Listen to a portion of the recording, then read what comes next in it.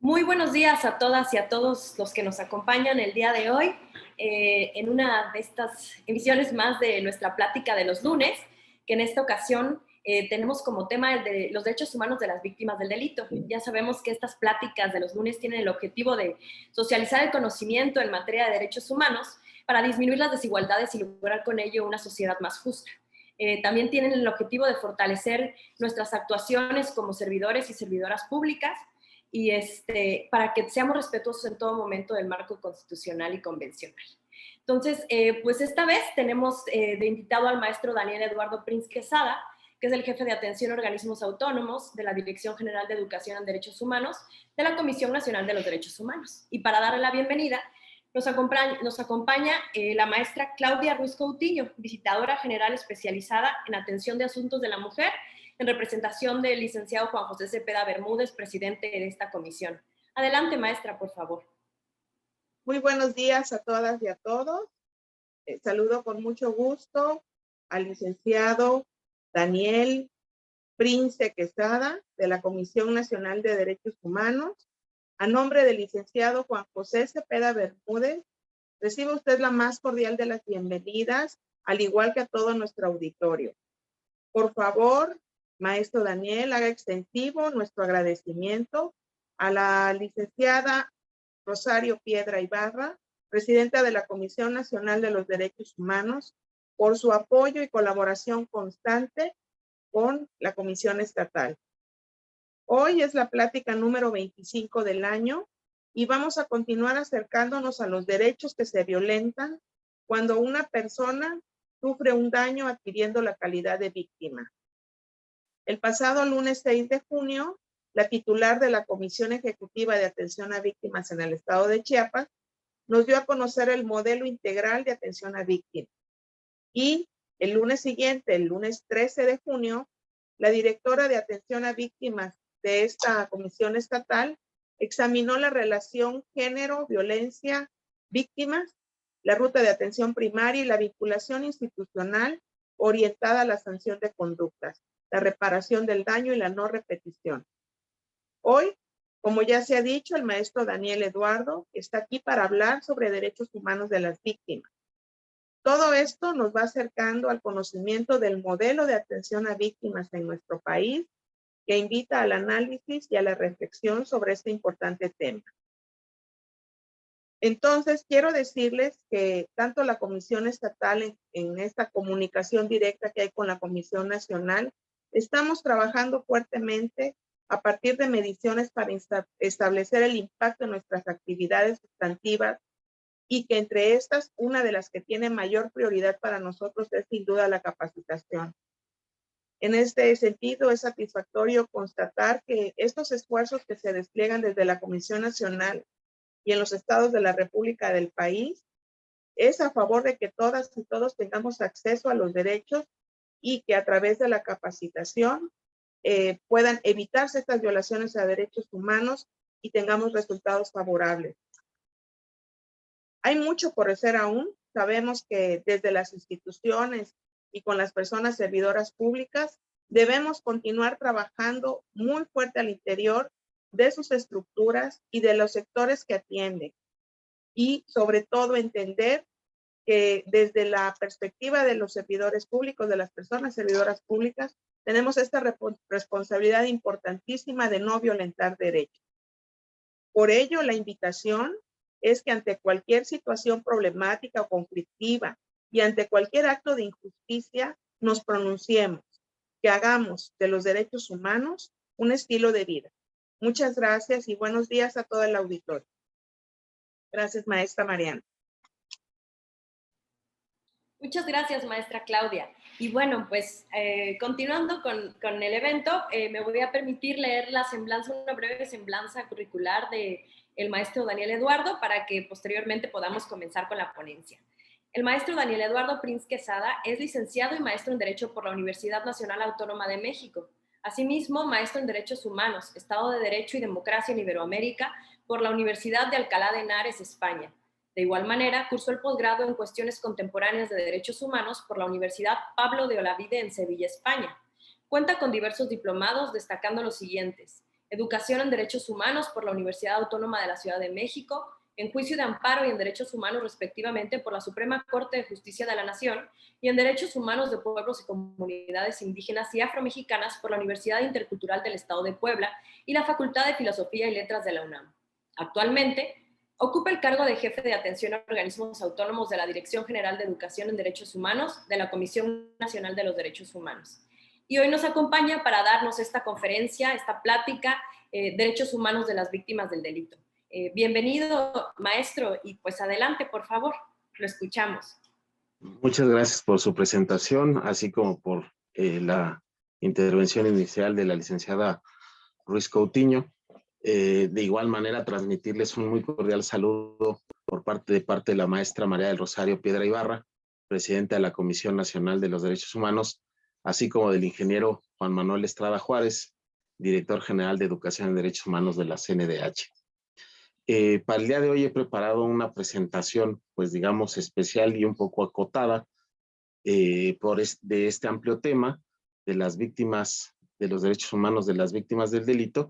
Si me permiten compartir la pantalla, a fin de que esta presentación, pues en realidad nos ayude a guiarnos durante esta sesión del día de hoy.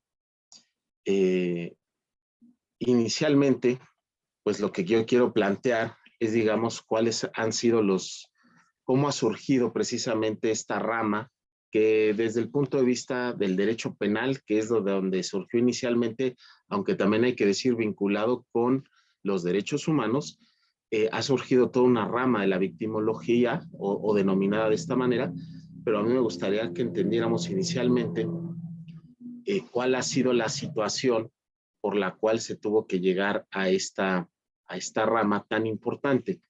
Inicialmente, lo que podemos considerar el derecho penal de la modernidad, algunas de sus características más elementales, seguramente muchos de ustedes tendrán presente este tipo de cuestiones.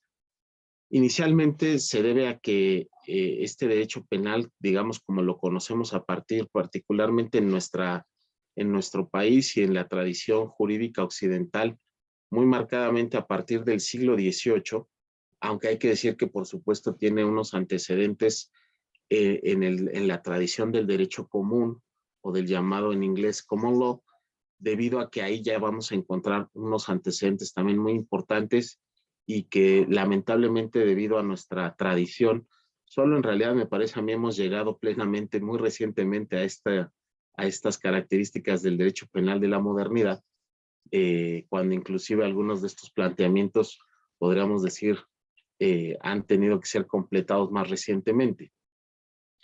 Inicialmente, el derecho penal fue entendido bajo la inercia de las escuelas de la defensa social, en la que se considera que se va a proteger a la sociedad y se reacciona ante quienes atentan contra ella a partir de la escuela de la defensa social. Por supuesto, esto también va a tener una connotación en el siglo XIX y en el siglo XX, en las escuelas del derecho penal, particularmente el llamado positivismo penal o de la criminología positivista, y en particular de las teorías de la retribución. Es decir, que el castigo o la pena es parte de la retribución que merece la persona delincuente debido precisamente a que ha atentado contra la sociedad. De esta manera, las normas del derecho penal se consideran normas de orden público y que han sido creadas para atender un problema entre el Estado y el transgresor de la ley penal. Y de esta manera, digamos, aunque en unas condiciones previas, digamos, premodernas, sí se encontraba establecido la posibilidad de la venganza, inclusive por parte de la víctima.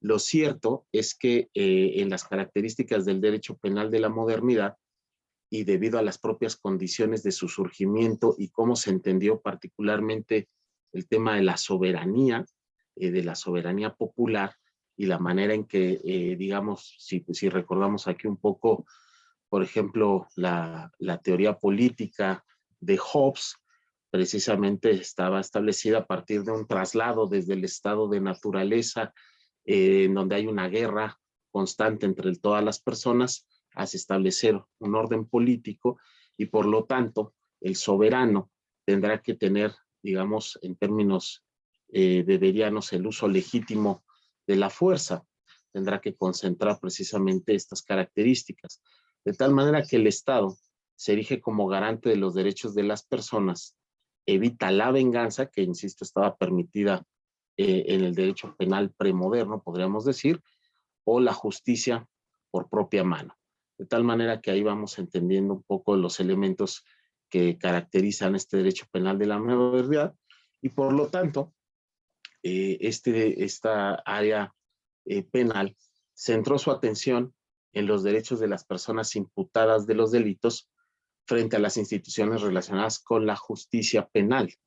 Es decir, la relación se estableció entre la persona posiblemente delincuente, por una parte, el Estado por otra, y de esta manera se constituyó, digamos, la relación del derecho penal y enfocó, por lo tanto, precisamente los derechos que tendrían las personas. Yo decía hace un momento que solo muy recientemente hemos llegado, en realidad, en nuestro país a este derecho penal de la modernidad plenamente, porque habría que ver que tenemos el día de hoy, afortunadamente, ya presunción de inocencia. Hay que decir que es la reforma constitucional del año 2008 que precisamente estableció este derecho para todas las personas imputadas. Si bien es cierto, ya se encontraba en los tratados internacionales en la materia, debido a las condiciones en las que se había entendido en nuestro país la relación con el derecho internacional de los derechos humanos, pues en realidad lo que operaba de facto era una presunción, le llamo yo, de facto,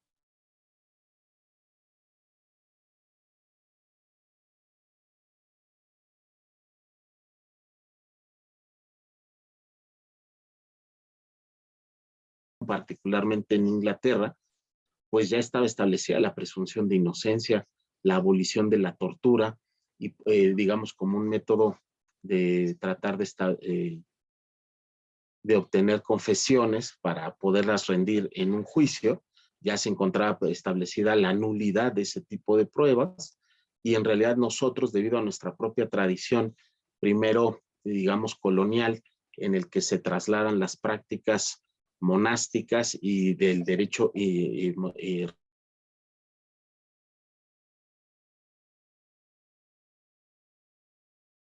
en realidad hasta muy recientemente, en realidad, que ha entrado en vigor plenamente en el año 2016, el sistema de justicia penal en nuestro país se había caracterizado por ser históricamente de tipo inquisitorio o mixto posteriormente, digamos, con algunas características, dependiendo de la legislación del país en la que no, o que fuera sujeto de análisis. Esto ha cambiado drásticamente debido a que la reforma penal del año 2008 precisamente estableció la presunción de inocencia.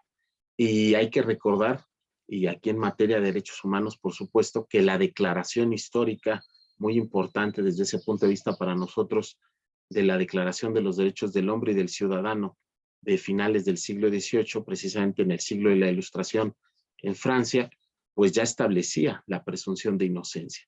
De igual manera, las posteriores reformas a las primeras enmiendas de la Constitución de los Estados Unidos, en particular la quinta enmienda, pues establecerá precisamente el derecho a la presunción de inocencia, a no declarar contra sí mismo, de tal manera que desde finales del siglo XVIII podemos ver esta transición muy importante en los derechos de la persona acusada o imputada de un delito, y que sin embargo nuestro país no se inscribió en este principio de presunción de inocencia hasta el siglo XXI, hasta la reforma penal del año 2008, su entrada en vigor plenamente en 2016, por supuesto también ya con el Código Nacional de Procedimientos Penales, y que esto pues viene a reestructurar en buena medida, yo le llamo que es uno de los pilares fundamentales del sistema de justicia penal contemporáneo en nuestro país, debido a que esto tiene como consecuencias, como derecho fundamental que es para la persona imputada del delito,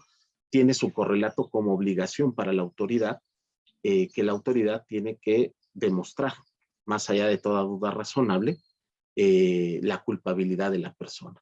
De tal manera que en realidad nos encontramos más cercanos ahí o aproximándonos, que en realidad es un proceso que se puede observar el día de hoy desde diversas aristas, pero que tiene por lo menos unos 30 años un constante acercamiento entre las dos tradiciones jurídicas occidentales, particularmente la del derecho civil o la tradición romano-canónica, y por otra parte la tradición del derecho común. En realidad se están fusionando, de tal manera que ahí la presunción de inocencia como derecho fundamental para la persona imputada encuentra su correlato en la obligación que tiene la autoridad de probar, de aportar los elementos de prueba en juicio, más allá de toda duda razonable, para demostrar la culpabilidad de la persona, ¿no? De tal manera que arroja la carga probatoria no en la persona imputada del delito de que demuestre su inocencia, sino que es la autoridad la que debe de demostrar su culpabilidad. Y esto, insisto, pues es algo característico del derecho penal de la modernidad. Sin embargo, nosotros hemos llegado a ello, podríamos decir, ya en esta era posmoderna, ¿no? Hemos llegado tarde en realidad a este encuentro. De igual manera, entre los derechos que asisten a las personas imputadas, el de la prohibición del doble enjuiciamiento, que en esta frase latina que es común para nosotros, de ne bis in idem, es decir, que nadie puede ser juzgado dos veces por los mismos hechos, si en la primera ocasión ya no pudo ser demostrada su culpabilidad, pues no puede volver a ser juzgada por los mismos hechos. De igual manera, los principios de reserva de ley, en el sentido de que los tipos penales tienen que estar establecidos en una ley formalmente dicho, las prohibiciones en materia de interpretación de la ley penal, que no caben, por ejemplo, claramente el texto constitucional de nuestro país establece que no cabe la interpretación por analogía o por mayoría de razón, de tal manera que el derecho penal de la modernidad, pues claramente es un derecho penal, podríamos decir, tan en boga hoy, pero en realidad bastante desde el siglo XVIII, bastante garantista en el sentido precisamente de la exacta aplicación de la ley penal. De tal manera que ahí están ciertas características del derecho penal moderno, que insistiría, pues en realidad solo muy recientemente hemos llegado en nuestro país. ¿Y esto qué consecuencia tuvo? Directamente para el tema que nos ocupa, es que los derechos de la víctima quedaron excluidos, por lo tanto, porque la forma en que se entendió esta configuración es que las víctimas, a diferencia del derecho premoderno, en donde, como he mencionado, sí había la posibilidad de que la propia víctima lesionara, utilizara la venganza, ¿no? Se encontraba permitida la venganza por parte de la víctima. Esto queda expropiado, como habíamos mencionado, ¿no? Se le despoja a la víctima de este derecho en la Constitución del Estado-Nación moderno, y por lo tanto los derechos de las víctimas pues ni siquiera tienen una importancia. La relación, como habíamos mencionado, se establece entre el Estado, el gobierno, a través del gobierno, y la relación con el presunto responsable de la comisión del delito. De tal manera que las víctimas, pues en realidad quedaron completamente excluidos de la comprensión del derecho penal de la modernidad.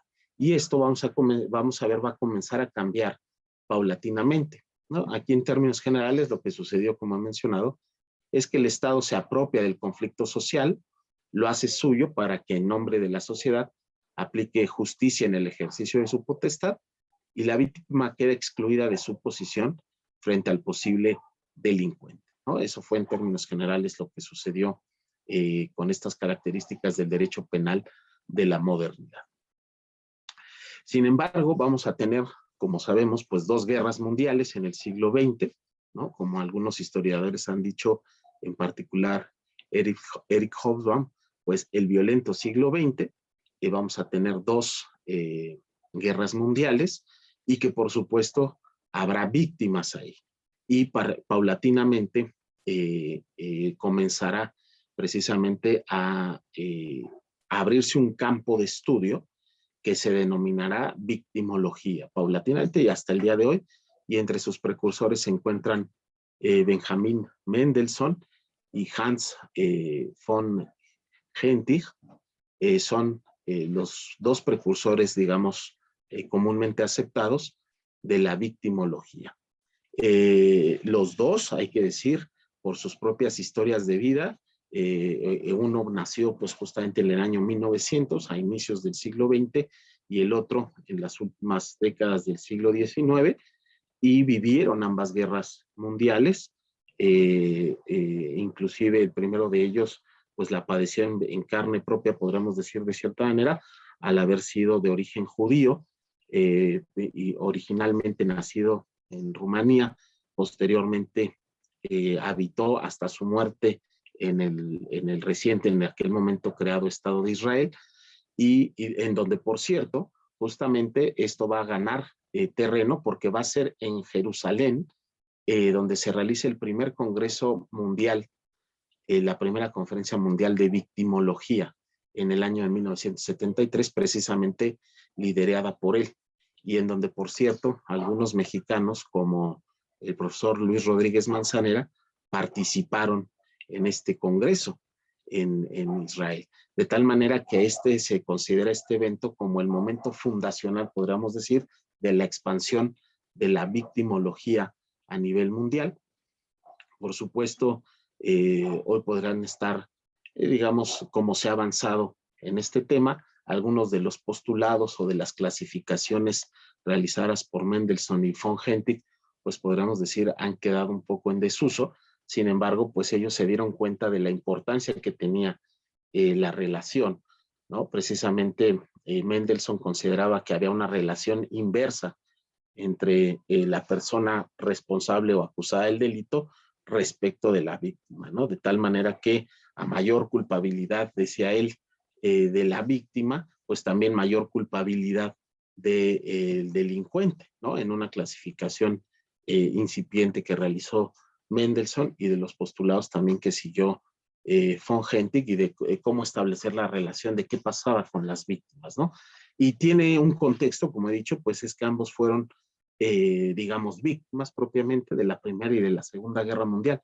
Por lo tanto, consideraban que era importante poner el enfoque a las víctimas, no solo a los victimarios, de tal manera que ellos comenzaron con sus obras precisamente a impulsar este campo de estudio que, digamos, hoy se ha ampliado y se ha asentado de mejor manera, que es el de la victimología. De tal manera que ahí vamos a tener este impulso, como hemos dicho, y este impulso va a tener resultados claros en los instrumentos y documentos internacionales, como he llamado a este apartado, relacionados con las víctimas del delito.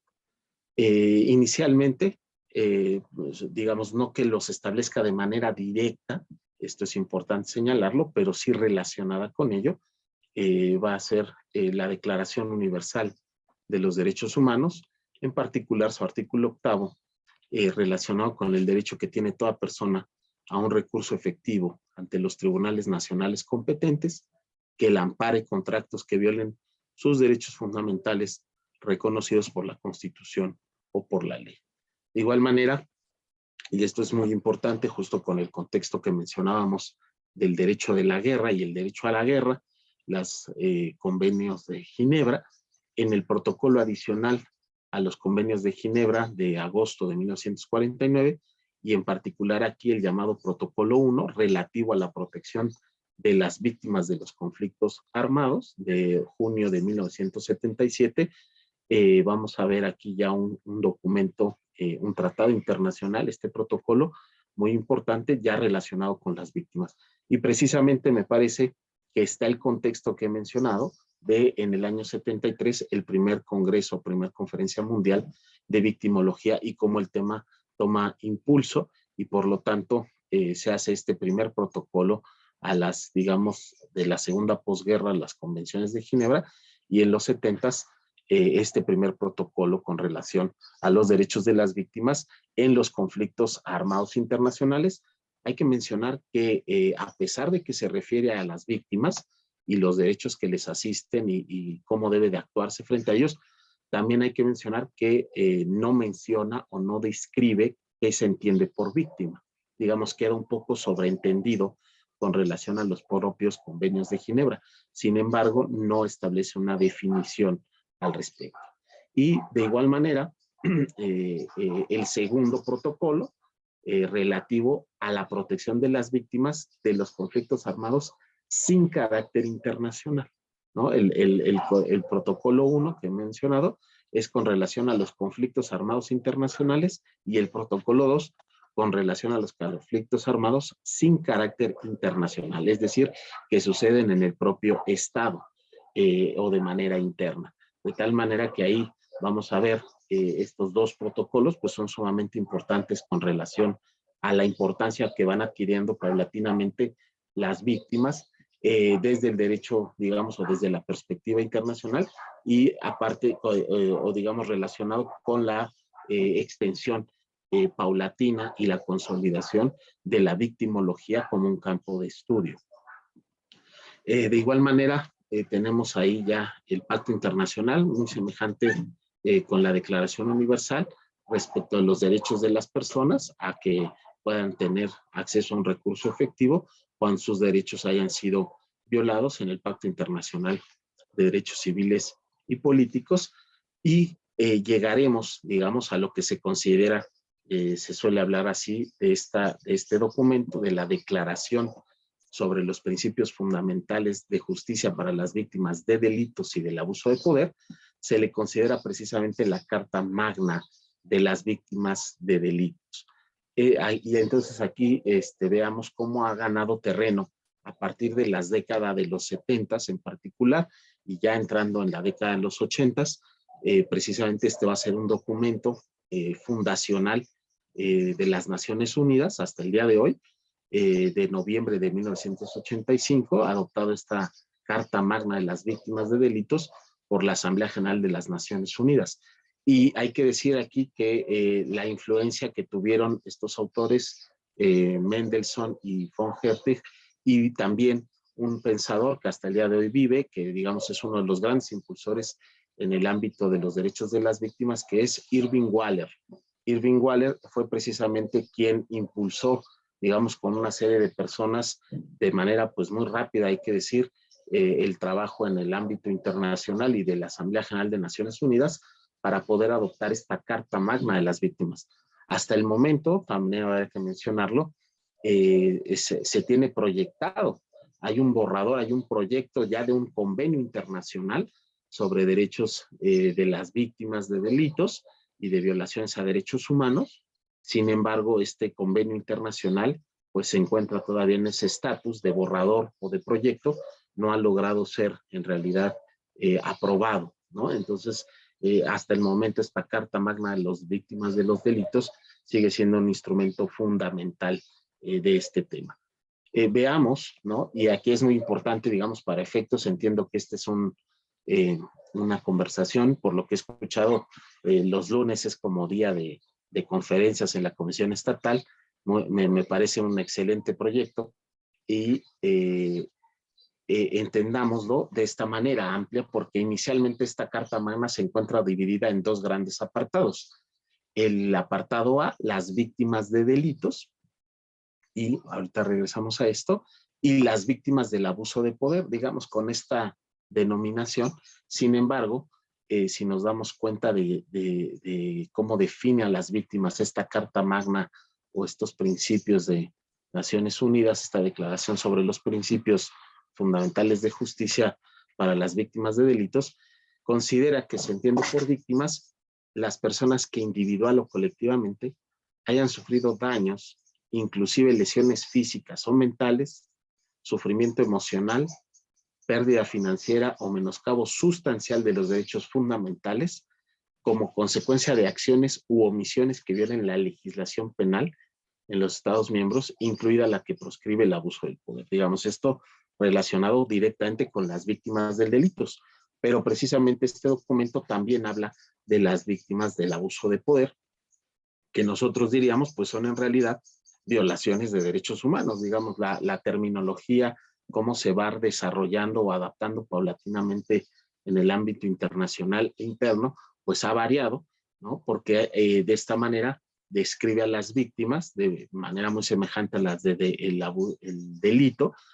Dice, sin embargo, resalto ahí, como consecuencia de acciones o omisiones que no lleguen a constituir violaciones del derecho penal internacional, del derecho penal nacional, perdón, pero violen normas internacionalmente reconocidas relativas a los derechos humanos. De tal manera que hoy, digamos, desde los organismos públicos de derechos humanos que somos, la Comisión Nacional, las comisiones, defensorías y procuraduría de los derechos humanos del país, pues estaríamos hablando en realidad de víctimas del abuso de poder como víctimas de violaciones a derechos humanos, de tal manera que esta Carta Magna de los derechos de las víctimas, pues en realidad no solo se refiere a las víctimas de delitos, sino también a las víctimas de violaciones a derechos humanos, ¿no? De tal manera que vamos a ver la repercusión que ha tenido este documento en nuestro propio país. Entonces aquí es muy importante, digamos, mencionar cuáles son las características o los derechos de los que habla. En particular, esta declaración sobre los principios fundamentales va a establecer diversos tipos de derechos, que son el acceso a la justicia, el trato digno o justo, por supuesto, las medidas de resarcimiento a las víctimas, de indemnización, los derechos a la asistencia que tienen las víctimas, y de igual manera en esta separación que hizo entre estos dos apartados, ya en particular de las víctimas del abuso de poder, ¿no? Que en realidad remite a estos derechos al acceso a la justicia, trato justo digno, resarcimiento, indemnización y asistencia. De tal manera que aunque divide en estos dos apartados o distingue entre las víctimas de delito y las víctimas del abuso de poder, lo cierto es que los derechos a los que se refiere son los mismos. Lo que los distingue en realidad son solamente qué normas se violaron.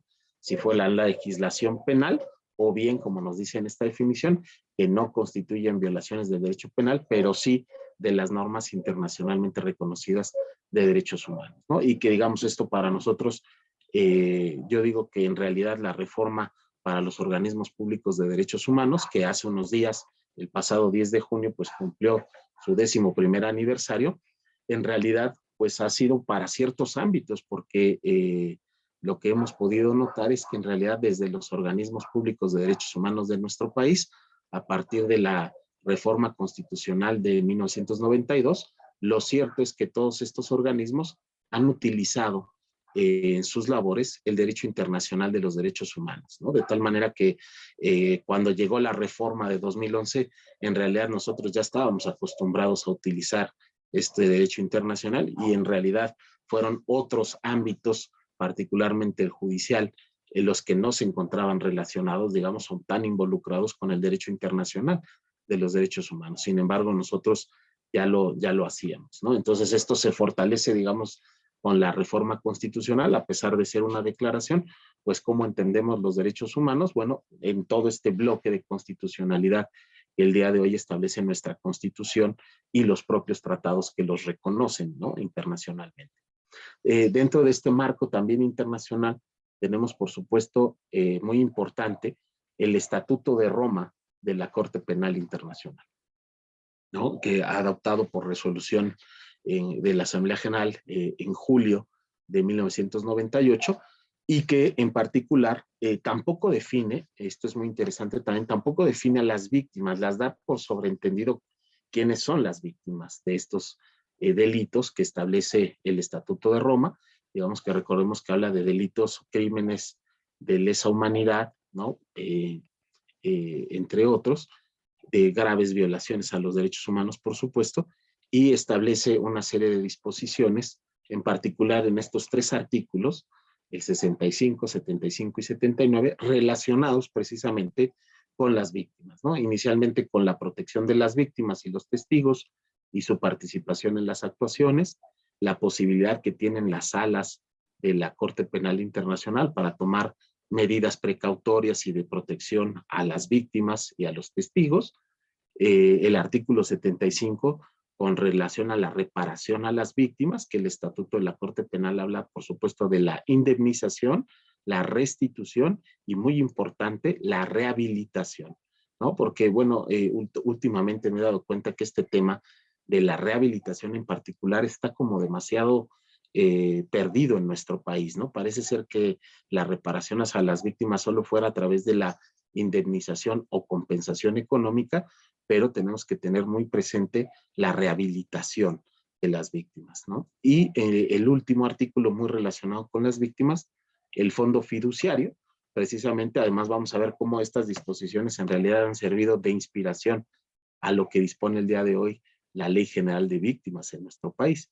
De tal manera que tenemos ahí un fondo fiduciario que administra la Corte Penal y con reglas, y que hay que rendirle cuentas de la Corte a la Asamblea General de las Naciones Unidas, precisamente para indemnizar, compensar a las víctimas de estos delitos que prevé el Estatuto de Roma de la Corte Penal Internacional.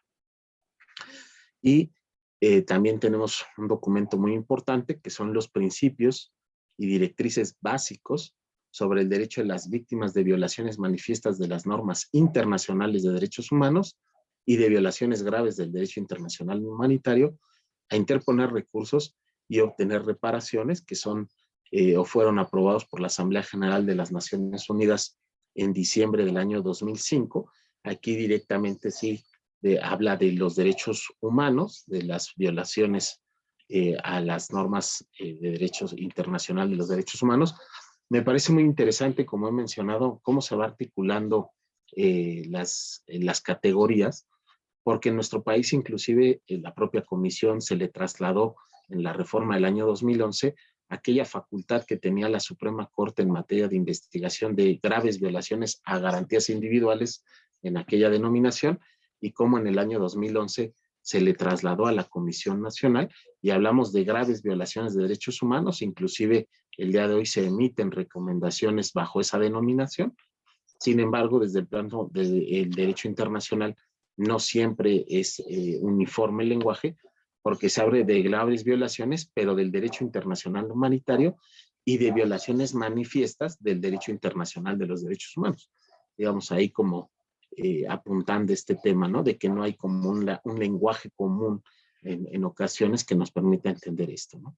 De mejor manera. Y este documento, estos principios y directrices básicos de Naciones Unidas del año 2005, vuelve a definir a las víctimas, por supuesto tomando en consideración la descripción que realizó la Declaración sobre los Principios Fundamentales de 1985. Aquí la retoma en buena medida al inicio, considerando que se entiende por víctima a toda persona que haya sufrido daños individuales o colectivamente, incluidas lesiones físicas o mentales, sufrimiento emocional, pérdidas económicas o menoscabo sustancial de sus derechos fundamentales, como consecuencia de acciones o omisiones que constituyan una violación manifiesta de las normas del derecho internacional de derechos humanos o una violación grave del derecho internacional humanitario. Cuando corresponda y en conformidad con el derecho interno, el término víctima también comprenderá a la familia inmediata o a las personas a cargo de la víctima directa y a las personas que han sufrido daños al intervenir para prestar asistencia a víctimas en peligro o para impedir la victimización. De tal manera que se complementa, digamos, de mejor manera esta definición de víctima desde el punto de vista internacional, ¿no? Entonces veamos ahora qué ha sucedido en nuestro país, me parece, a partir de este marco, porque en ocasiones solo vemos el marco o solo en ocasiones se ha visto el marco nacional sin tomar en consideración el internacional, que a mí me parece además indispensable, porque en realidad vamos a ver cómo es que se responde desde el punto de vista interno al internacional. De tal manera que vamos a tener en nuestro país, precisamente como habíamos dicho, nuestro país es un claro ejemplo, digamos, y no es exprivativo, como he mencionado, esto es algo que sucedió en todos los países de nuestra tradición jurídica e inclusive en los del propio derecho común, los países anglosajones, en donde la víctima quedó excluida típicamente de los derechos, ¿no? Es decir, el enfoque fue un enfoque retribucionista o de la prevención general o particular del delito, Sin embargo, digamos, no ha tenido en consideración hasta más recientemente, como hemos podido ver, a las víctimas, ¿no? Entonces, justamente vamos a ver que la Declaración sobre los Principios Fundamentales de Justicia para las Víctimas de Delitos, que como habíamos dicho es de 1985, pues tarda algún tiempo, por supuesto, en nuestro país en adoptarse, y vamos a ver cómo inicialmente esto comienza a suceder con la reforma constitucional publicada en el año 1993 al artículo 20 constitucional, en el que se estableció un último párrafo, precisamente va a ser la primera ocasión que vamos a ver este tipo de disposiciones en nuestro orden interno, en esta reforma constitucional de 1993. En todo proceso penal, dispuso este párrafo, la víctima o el ofendido por algún delito tendrá derecho a recibir asesoría jurídica, a que se le satisfaga la reparación del daño cuando proceda, a coadyuvar con el Ministerio Público y a que se le preste atención médica de urgencia cuando lo requiera, y las demás que señalen las leyes. Por supuesto, esto, digamos, la reforma constitucional se dice fácil, inclusive entró en vigor al día siguiente, el 4 de septiembre de 1993. Sin embargo, la implementación de esto, pues en realidad ha sido sumamente difícil si pensamos que la Ley General de Víctimas es del año 2013, en realidad, es decir, no hubo en 1993 y posteriormente, no hubo una legislación secundaria que desarrollara de mejor manera los derechos de las víctimas, ¿no? Quedaron enunciados ahí en la Constitución inicialmente, pero no hubo un desarrollo legislativo ni instituciones, digamos, que tradujeran estos derechos, y por supuesto el enfoque para nuestro país era sumamente novedoso, ¿no? Habría, digamos, el sustento normativo ya plenamente para esta área de conocimiento de la victimología, y que en buena medida se empezó a desarrollar en nuestro país, ¿no? Ya se estaba desarrollando por algunos, pero va a tomar un poco más de fuerza. Sin embargo, en el ámbito normativo, institucional, de políticas públicas, en realidad vemos que tuvo un alcance muy limitado porque no desarrolló mayores efectos esta reforma constitucional del año 1990. Vamos a tener una segunda reforma en este tema en el año 2000, en particular esta reforma publicada el 21 de septiembre del año 2000, lo que va a hacer es agrupar en el artículo 20 el contenido en un apartado A y adiciona un apartado B, ubicando en fracciones los derechos de las víctimas, ¿no? Entonces, en realidad fue una cuestión de organización lo que supuso esta reforma constitucional, de tal manera que estos derechos, como veíamos en 93, aparecen en un párrafo únicamente, y en el año 2000 se va a crear este apartado B, estos dos apartados en el artículo 20 constitucional, y va a segmentar los derechos de manera fraccionada, ¿no? Va a establecer fracciones para cada uno de estos derechos y modificando, por supuesto, la redacción de esos derechos de las víctimas. Posteriormente tendremos, y ya justamente con motivo de toda la reforma, es la reforma del sistema de justicia penal en nuestro país, publicada el 18 de junio de 2008 y que ha entrado en vigor, digamos, plenamente en todo el país hasta el año 2016.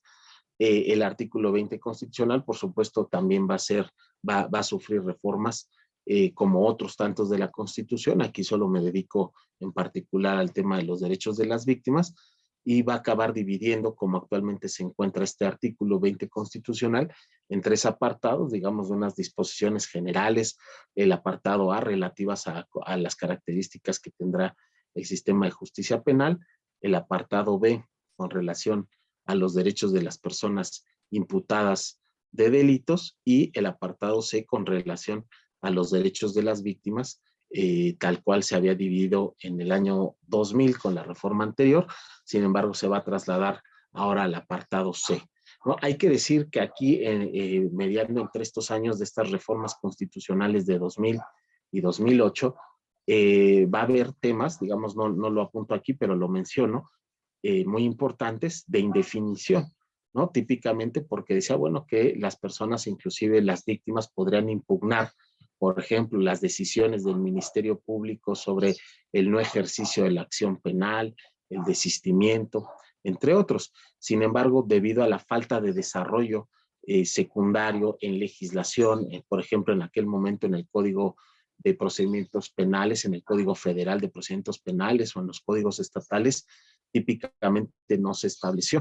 Sin embargo, fue la reforma muy importante en el año 2000, pero a la Constitución del Estado de Veracruz, que conllevó posteriormente, digamos, inclusive en el estado de Chiapas también, ¿no? Una serie de constituciones estatales fueron las que propició esta reforma profunda en el año 2000 en el estado de Veracruz, de establecer, por ejemplo, garantías constitucionales locales, ¿no? Por ejemplo, en el caso veracruzano y también en Chiapas, lo recuerdo bien, pues salas o cortes constitucionales, ¿no?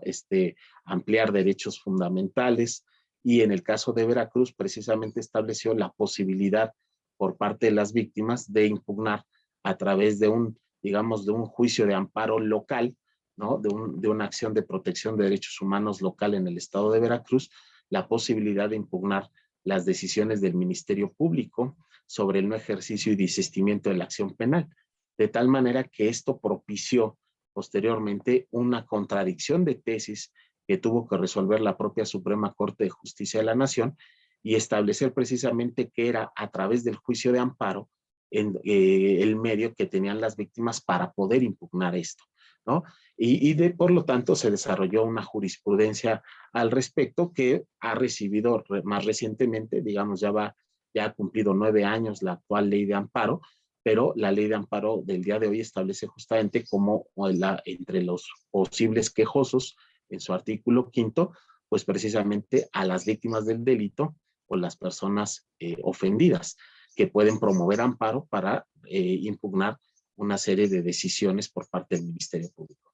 De tal manera que esto desestructuró justamente esta característica de nuestros sistemas de justicia penal, que inclusive se hablaba del monopolio del ejercicio de la acción penal por parte del Ministerio Público, y esto se va desestructurando debido a que las víctimas podían impugnarlo. Y finalmente el Ministerio Público, en cumplimiento a una ejecutoria de amparo, pues tendría que haber, por ejemplo, reiniciado, ¿no? O ejercido acción penal. Y el día de hoy, con la legislación procesal penal en nuestro país, el Código Nacional, pues establece inclusive bajo ciertos delitos y bajo ciertas condiciones, inclusive una acción por particulares, ¿no? Entonces, de tal manera que esto se ha desestructurado, estas características, digamos, modernas, e inclusive, insisto yo, que en nuestro país no plenamente bien recibidas en la modernidad, sino solo hasta el siglo XXI en realidad, ¿no? Entonces se ha desestructurado esta forma de entender el derecho penal y cómo se trasladó esto hacia inclusive a las propias víctimas, los jueces, ¿no? Y la acción penal ejercida por particulares, de tal manera que hoy no podemos hablar de ese monopolio de la acción penal como se hacía antes, ¿no? Entonces, esto se debe precisamente a la incorporación de los derechos de las víctimas. Y entonces aquí la reforma de 2008, digamos, profundiza ya en este sentido respecto a los derechos de las víctimas, trasladándolos al apartado C del artículo 20 constitucional. Y tenemos la reforma también del año 2011, que no es la misma que la de junio del año 2011, del 10 de junio en materia de derechos humanos, sino del 14 de julio, precisamente en donde se reforman algunas disposiciones de la Constitución y en particular el artículo 20, la fracción quinta, para incorporar la trata de personas, ¿no? Es decir, la fracción quinta quedará redactada de esta manera, que tienen las víctimas u ofendidos del delito el resguardo de su identidad y otros datos personales en los siguientes casos: cuando sean menores de edad, cuando se trate de delitos de violación, trata de personas, que fue lo que se adicionó en esta reforma, secuestro o delincuencia organizada, y cuando a juicio del juzgador sea necesario para su protección, salvaguardando en todos casos los derechos de la defensa. De tal manera que ahí tenemos en términos generales pues una línea de tiempo de cómo se ha evolucionado desde su recepción hasta, digamos, un mejor perfeccionamiento de los derechos de las víctimas en la propia Constitución de nuestro país. Sin embargo, veamos esa evolución de 1993 hasta 2011, no había conllevado una reglamentación, una legislación secundaria en materia de derechos de las víctimas, ¿no? Y esto vendrá pues hasta la Ley General de Víctimas, justamente de enero del año 2013, ¿no? Que hasta el día de hoy, ¿no? Recientemente, en el mes de abril, se ha reformado. Ha habido 6 decretos en general de reforma a esta ley hasta el día de hoy. Algunos de ellos, seguramente ustedes los conocen, pues muy profundos, ¿no? Es decir, ha reformado una gran cantidad de disposiciones de esta Ley General de Víctimas, ¿no? Y esto que ha conllevado, pues la creación de instituciones, justamente la Comisión Ejecutiva de Atención a Víctimas, de igual manera, y al tratarse de una ley general, pues de instituciones para el ámbito local, como comisiones ejecutivas estatales de atención a víctimas, y por supuesto el enfoque, ¿no? Es decir, este enfoque ya se encuentra complementado por los derechos de las víctimas. No solo son los derechos de la persona imputada e inclusive sentenciada, que hay por supuesto, una gran cantidad de leyes, principios y directrices internacionales al respecto, sino también ya el enfoque precisamente de las víctimas. Y vamos a ver aquí muy rápidamente cómo la Ley General de Víctimas, en realidad,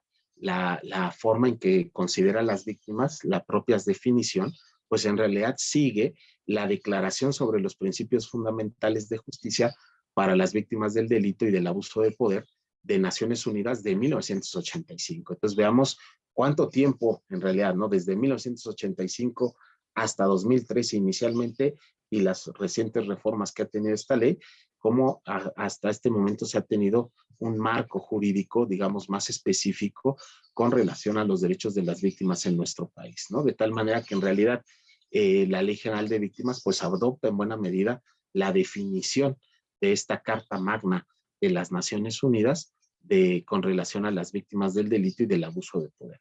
Y va distinguiendo ya más claramente los diversos tipos de víctimas. Y aquí es importante señalar también para efectos nuestros que no solamente son de la comisión de un delito, sino precisamente también de las violaciones a sus derechos humanos, como habíamos mencionado, igual el tratado, la declaración sobre estos principios fundamentales de Naciones Unidas, o la Carta Magna de los Derechos de las Víctimas, como también se le conoce, pues no solamente son comisiones de un delito, sino también violaciones a derechos humanos. Y esto también tiene una relación muy importante, porque digamos, típicamente, prácticamente podríamos decir que una gran cantidad de delitos conllevan violaciones de derechos humanos, pero no de igual manera, no toda violación de derechos humanos constituye un delito, ¿no?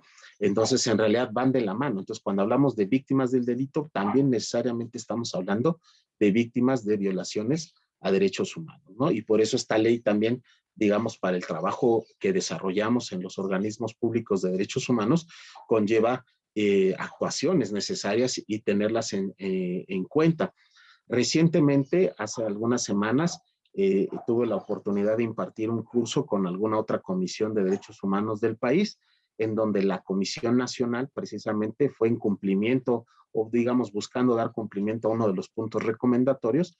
La CNDH emitió una recomendación a este organismo del país el año pasado, justamente porque, digamos, de la lectura, del estudio y el análisis que se hizo por parte de esta comisión estatal en un caso pues muy grave, me parece, que involucra menores de edad, el organismo estatal no tuvo en consideración las clasificaciones de víctimas, ¿no? Es decir, dejó a las víctimas indirectas fuera del ámbito de protección de la recomendación que emitió. Y por lo tanto, cuando esto se impugnó ante la CNDH, la Comisión Nacional no solo recomendó a la autoridad, sino también a la propia Comisión Estatal, justamente por no haber tenido en cuenta a las víctimas indirectas, ¿no? Entonces, digamos, esto es un tema que sí tenemos que tener como comisiones de derechos humanos nacionales y estatales, claro estas diferencias e incluirlas, porque en ocasiones el enfoque ha sido, como en este caso, y es una recomendación de 2021, solamente tomó como víctima a la víctima directa, que era un menor de edad. Sin embargo, las víctimas indirectas, ¿no? Como los familiares o aquellas personas físicas a cargo de la víctima o que tengan una relación inmediata con ella, ¿no? De tal manera que hay que tener en consideración, por supuesto, también a las víctimas indirectas y, digamos, más recientemente la ley ha establecido las víctimas potenciales también, ¿no? Que son las personas físicas, nos dice en su definición del artículo 4, cuya integridad física o derechos peligren por prestar asistencia a la víctima, ya sea por impedir o detener la violación de derechos o la comisión de un delito. Y también, digamos, en el último párrafo de este artículo 4, ahí me salto, digamos, no lo transcribo, este párrafo penúltimo, pero sí el último, las víctimas, como los grupos, comunidades u organizaciones sociales que hubieran sido afectadas en sus derechos, intereses o bienes jurídicos colectivos como resultado de la comisión de un delito o la violación de derechos. Y por supuesto, aunque esto es aplicable en cualquier parte del país, aquí pensando yo en particular en el estado de Chiapas, con la gran cantidad de pueblos indígenas que habitan en él, y que por supuesto hoy los derechos humanos sabemos no son solamente estrictamente individuales, sino que las características particularmente de todos los derechos, pero en particular diría de los derechos económicos, sociales, culturales, ambientales, pues trascienden la esfera personal y por lo tanto las posibilidades de violaciones son colectivas o grupales, ¿no? Entonces tenerlos también en consideración como estas víctimas potenciales, también estos grupos o comunidades o organizaciones, ¿no? Y que esto se traduzca también en nuestro trabajo institucional, digamos, en conciliaciones, por supuesto, y mayormente, y en las recomendaciones, porque, insisto, ese es un tema que hemos detectado en la CNDH, que de momento, no digo Chiapas, porque no podrá decirlo, pero sí en otros estados ya ha habido recomendaciones al respecto de que los organismos de derechos humanos, que nuestra misión es velar por las víctimas, no lo están haciendo debidamente, ¿no? Entonces esto sí es un tema un poco preocupante y que creo que también es porque no hemos cambiado el enfoque, ¿no? De hecho, inclusive podríamos decir, esto habría que complementarlo mucho más, ahora ya solo por el tiempo lo menciono, pero el enfoque que hemos tenido ha sido un enfoque liberal, digamos, de la justicia penal en general, ¿no? Y del castigo en particular, es decir, ni siquiera de todo el sistema de justicia penal.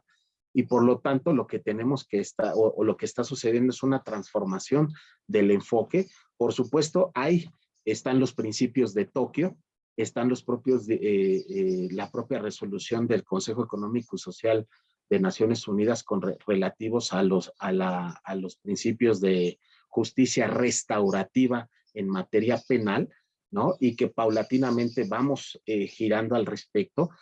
Hoy la propia Constitución nuestra, en el artículo 17 y 18, pues hay referencias a estos llamados mecanismos alternativos, que yo digo que no son alternativos, porque en realidad, si vemos, digamos, la cantidad de disputas, de conflictos sociales, cuántos en realidad llegan a un proceso jurisdiccional, a un litigio, son una muy mínima cantidad, ¿no?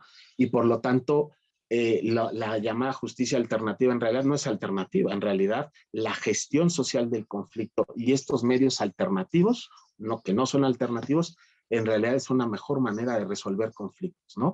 Y digamos, si lo vemos desde esa perspectiva, una de las grandes ventajas que tienen nuestras comisiones de derechos humanos en nuestro país, todo el órgano, todo el sistema no jurisdiccional de protección a derechos humanos, tenemos facultades de conciliación con la autoridad.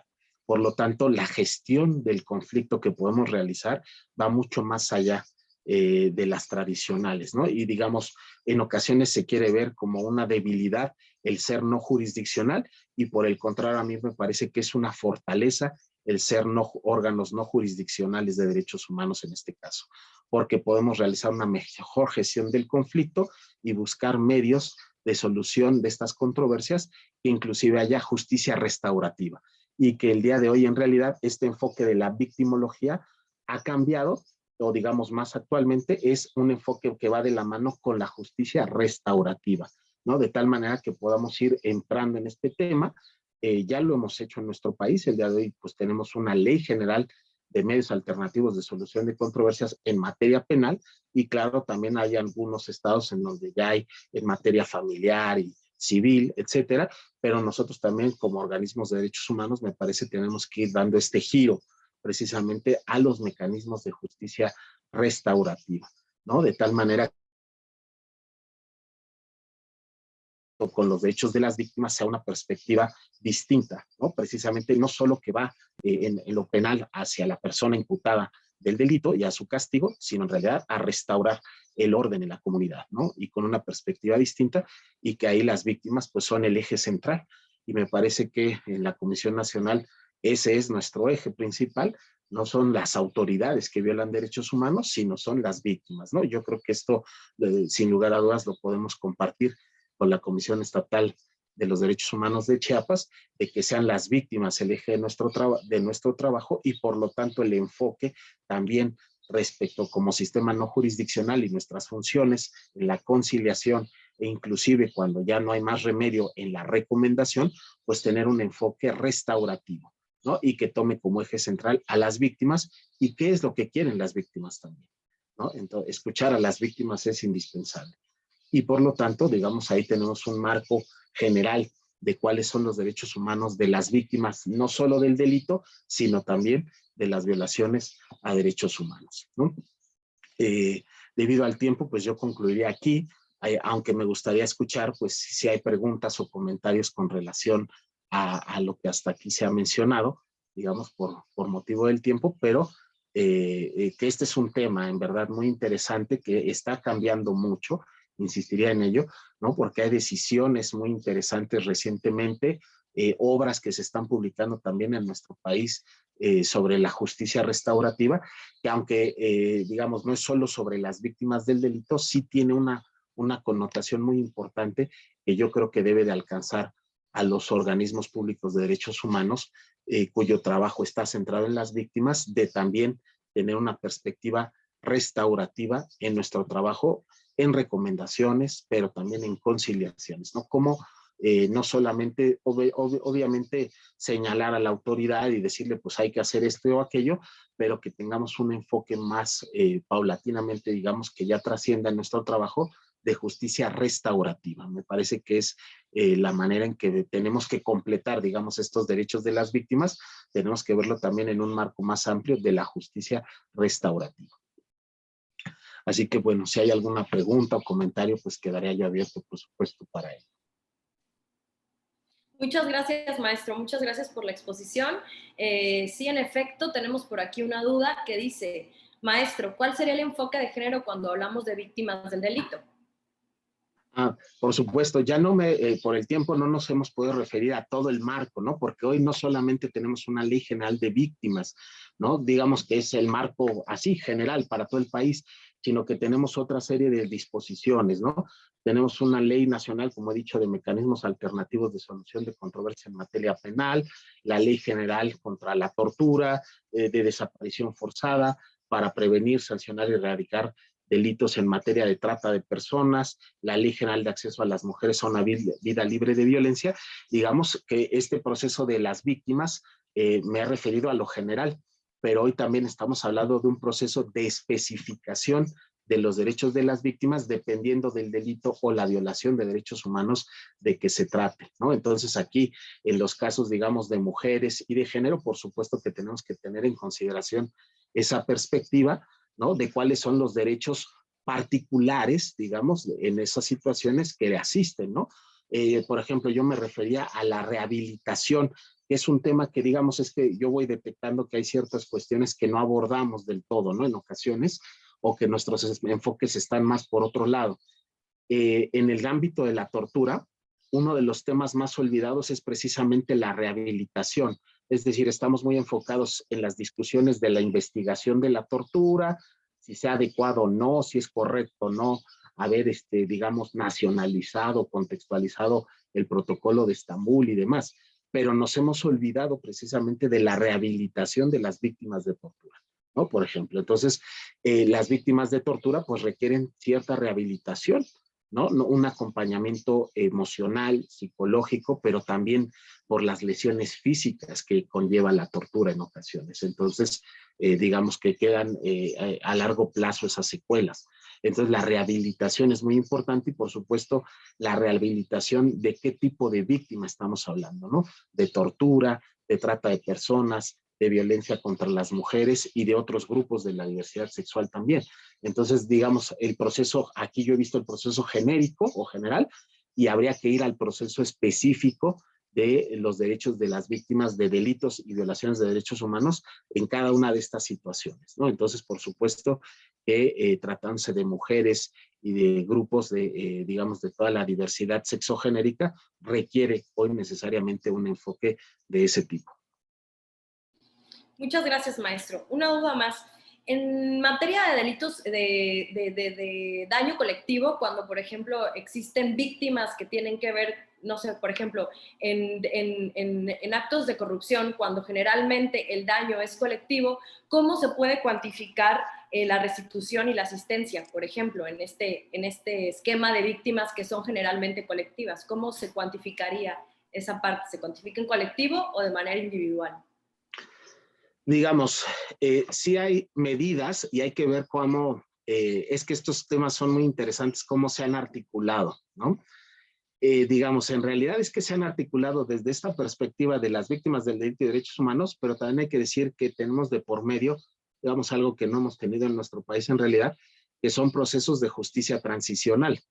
En los procesos de justicia transicional justamente han nacido, digamos, diversas medidas de reparación, justamente, ¿no? Uno de los pilares de la justicia transicional son las garantías de satisfacción y de no repetición, y ahora más recientemente el pilar de la memoria, y por lo tanto la satisfacción, digamos, o la reparación integral de la víctima, como se habla el día de hoy, pues no incluye solamente las medidas de compensación o indemnización económica, que puedan ser individuales, pero también colectivas, sino también otro tipo de medidas, ¿no? Por ejemplo, las medidas de la memoria, ¿no? Relacionadas con, por ejemplo, el establecer lugares como tal de memoria de las víctimas, no solamente tiene un efecto individual, ¿no? O no van dirigidas solamente de manera individual, sino tienen una trascendencia colectiva. Y sí ha habido, ¿no? Medidas, digamos, colectivas de ese tipo. La Corte Interamericana de Derechos Humanos, digamos, es la vanguardia al respecto en ese tipo de medidas, pero digamos, las medidas de indemnización o compensación económica se suelen hacer individualmente porque son difíciles, ¿no? Es un tema complejo porque dicen, bueno, la vida, por ejemplo, de una persona, ¿cuánto vale? ¿No? Entonces, se han establecido criterios como el lucro cesante, el daño moral, para establecer en términos de pesos y centavos, ¿no? Cuántos son la indemnización o la compensación económica a la que puede tener acceso una persona, ¿no? Y esto también es muy importante considerarlo en el marco de ser víctima, porque digamos, este es un enfoque, le llamo yo, muy abogadocéntrico, considerar que la víctima solo se le repara económicamente, ¿no? Y tenemos que dejar de pensar de esa manera, porque inclusive una víctima que se le puede dar una indemnización o una compensación prácticamente millonaria en un entorno de pobreza y de marginación, en realidad esto puede tener consecuencias negativas para esa persona y no solamente positivas, ¿no? Pienso, por ejemplo, en situaciones muy concretas en donde a las personas se les puede dar una indemnización enorme, pero si viven en una comunidad sumamente empobrecida, cuáles son los efectos negativos que eso genera y que inclusive ha conllevado que esas personas puedan ser hasta expulsadas de sus comunidades, ¿no? Entonces, en realidad, lejos de repararla, genera una nueva violación, ¿no? Genera una nueva victimización, ¿no? Entonces, hay que ser muy cuidadosos y, digamos, dejar de lado este enfoque abogadocéntrico que considera que lo único es el daño patrimonial, ¿no? Las compensaciones, indemnización económica, y hay otras medidas, ¿no? Insisto, lo que sucede es que hemos estado centrando el tema tradicionalmente, por ejemplo, no solo en lo penal, sino también de esa manera de lo del derecho civil. Pero tenemos que tener hoy en consideración desde el lado de las víctimas y escuchar a las víctimas qué es lo que quieren, ¿no? Porque precisamente habrá víctimas que inclusive dicen, yo lo que quiero es saber por qué lo hicieron o que se me pida una disculpa con sinceridad, y eso puede a veces reparar mucho más que mucho dinero, ¿no? Y entonces esta visión abogadocéntrica considera que eso no es posible porque lo importante es el dinero, ¿no? Sin embargo, tenemos que tener en consideración otras perspectivas, ¿no? Y que son precisamente estas perspectivas que ha abierto la victimología y desde el punto de vista de derechos humanos, que hay un enfoque muy distinto, ¿no? De qué es lo que quieren las personas, las víctimas en realidad, lejos a veces es del dinero. Entonces, tenemos que cambiar el enfoque, precisamente. Muchas gracias, maestro. Si me permite, yo creo que una duda más Sí. concluir. Dice por aquí, ¿cuál podría ser un ejemplo de una persona víctima de violación a derechos humanos, pero no de delito? En la idea que mencionó que todas las víctimas de delitos son también de violaciones a derechos humanos, no así respecto a que todas las víctimas de violaciones a derechos humanos no siempre son víctimas de delito. Sí, claro, por supuesto, puede ser complejo, ¿no? Pero digamos, podría pensar muy rápidamente en una, ¿no? Los derechos digamos, todos los derechos de acceso a la información y protección de datos, ¿no? Hasta cierto punto puede ser solamente eso, una violación a derechos humanos, mientras no trascienda, ¿no? Eso puede no ser delitos, ¿no? Podría ser solamente una violación de derechos humanos y no constituir un delito, ¿no? Aunque, insisto, esto está evolucionando muy rápidamente, ¿no? Porque precisamente, por ejemplo, la ley Olimpia, la llamada ley Olimpia, toda esta cuestión de la violencia digital o electrónica, ¿no? Pues conlleva derechos de protección de datos personales, sí, con particulares o en el intercambio con particulares, esto también hay que tenerlo en consideración, y cómo eso ya rápidamente también se está estableciendo por las consecuencias que tiene como delitos, ¿no? O que pueden configurar delitos, ¿no? Entonces, digamos, es difícil esta relación, pero hay que tratar, y digamos, ustedes lo saben bien, ¿no? A mí me ha tocado también mucho en la CNDH que en ocasiones dicen, bueno, ¿y la CNDH qué hizo frente a este delito, no? Bueno, es que hay que distinguir que una misma acción puede ser una violación a derechos humanos y nosotros como organismos de protección estaremos encomendados nuestra labor a eso, y esa misma acción pudo haber dado resultado una acción delictiva, y eso pues tendrá que ser competencia o es competencia de las instituciones de procuración de justicia, ¿no? Entonces hay que tener cuidado con esto, pero sí hay vínculos necesariamente, ¿no? Como digo, y las más graves violaciones a las que me he referido, pues necesariamente son de ambos tipos, ¿no? De derechos humanos y de delitos, ¿no? Pienso en la tortura, en la trata de personas, en la desaparición forzada, que son violaciones de derechos humanos y delitos, ¿no? Aunque hay ciertas conductas, por ejemplo, pienso ahora muy rápidamente también, en nuestro catálogo de hechos violatorios en la CNDH, el cumplir de manera de eficiencia, de prestar de manera deficiente un servicio público, ¿no? Por parte de la autoridad, pues constituye una violación de derechos humanos, pero no constituye un delito, ¿no? Entonces, claro, hasta cierto pues podríamos entrar en ciertas especificidades de cómo ese ejercicio indebido del servicio público sí puede llevar en algunos casos pues un delito, ¿no? Por ejemplo, si no nada más el médico prestó mal el servicio, sino además la consecuencia de eso fue que el niño falleció, como tenemos algunas recomendaciones que yo las tengo muy presentes porque para mí son muy trágicas, de haberle inyectado insulina a un bebé en vez de haberle inyectado la vacuna que correspondía. Pues no solamente es una violación de derechos humanos, sino eso conllevó hasta la muerte del menor, ¿no? Entonces ahí sí se configura un delito, pero no en todos los casos, insistiría en ello. Claro. Pues muchas gracias, maestro. Yo creo que cerraríamos el espacio de las preguntas y las respuestas. Agradecemos mucho. Tenemos por aquí un reconocimiento que queremos pues proyectarle y posteriormente hacerle llegar tanto vía electrónica como vía física para que pues sepa lo agradecidos que estamos con usted por esta conversación, por esta conferencia que fue muy prudente, muy pertinente y sobre todo que nos ayuda mucho para en nuestro quehacer cotidiano, ¿no? Y entonces el reconocimiento que me permito leer dice así: la Comisión Estatal de los Derechos Humanos de Chiapas otorga el presente reconocimiento al maestro Daniel Eduardo Prince Quesada por impartir la plática en línea Derechos Humanos de las Víctimas del Delito. 20 de junio de 2022, Tuxtla Gutiérrez, Chiapas, Juan José Cepeda Bermúdez, presidente. Pues eso, maestro, a nombre del licenciado Juan José Cepeda Bermúdez, el presidente de esta comisión, le agradecemos mucho esta plática, esta conferencia que nos acaba de dar. Igualmente hay muchos comentarios aquí en el chat agradeciendo y tomando en cuenta que es una plática muy pertinente para nuestro quehacer cotidiano.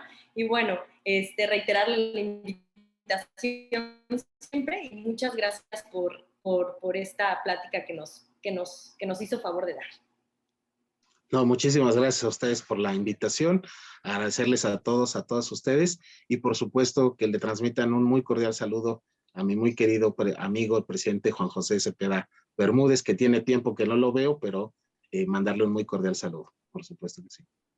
Claro que sí, maestro. Nosotros le decimos por aquí que seguramente lo está escuchando, pero muchas gracias a Muy usted y bien. gracias a todas y a todas por asistir a esta plática de los lunes. Les pido por favor 2 minutitos para que tomen la foto del evento y ya nos vamos todos. Muchísimas gracias. A ti. Creo que ya quedó. Tú me dices, Maricruz. Listo. Ok, a las 3, a la 1, a las 2 y a las 3. Listo, maestro. Bueno, pues muchas gracias a todas y a todos. Gracias, maestro, y pues nos vemos el siguiente lunes. Gracias. Muchas gracias. Hasta luego. Y a la dirección, al instituto también, por todas las ayudas que nos prestan. Adiós.